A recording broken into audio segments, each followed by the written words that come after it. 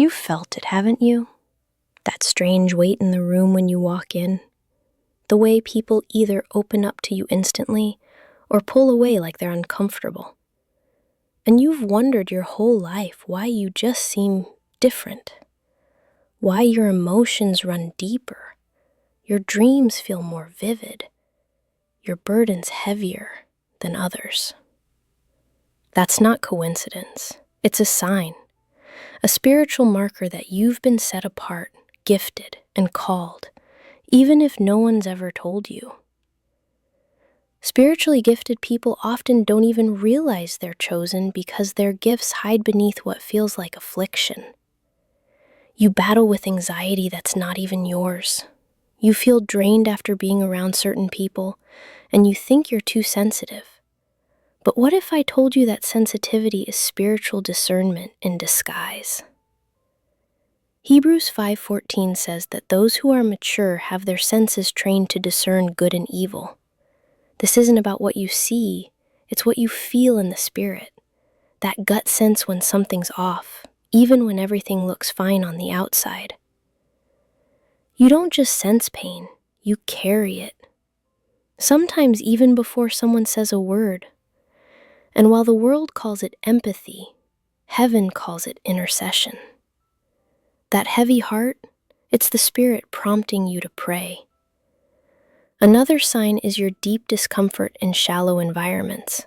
Gossip drains you, surface-level friendships feel fake, and worldly conversations make your soul itch, because your spirit is wired for depth.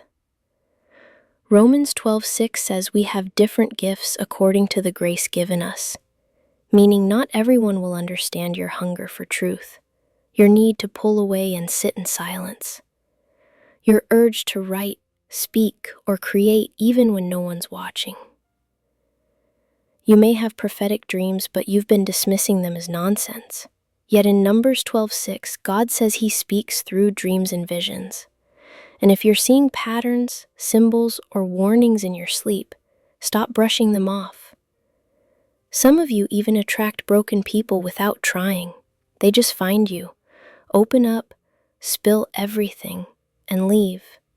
And while it feels exhausting, this is your spiritual gift in operation, hidden under what seems like emotional chaos. God often gives gifted people an early taste of suffering. Not as punishment, but preparation, because those who will carry others must first learn to carry themselves through the fire.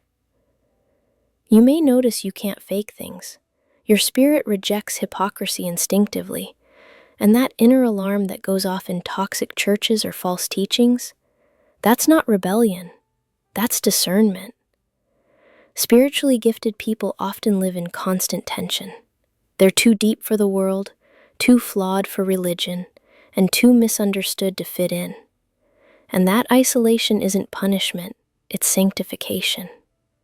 Jeremiah 1:5 says, "Before I formed you, you may feel spiritually restless, like no job, person, or place truly satisfies."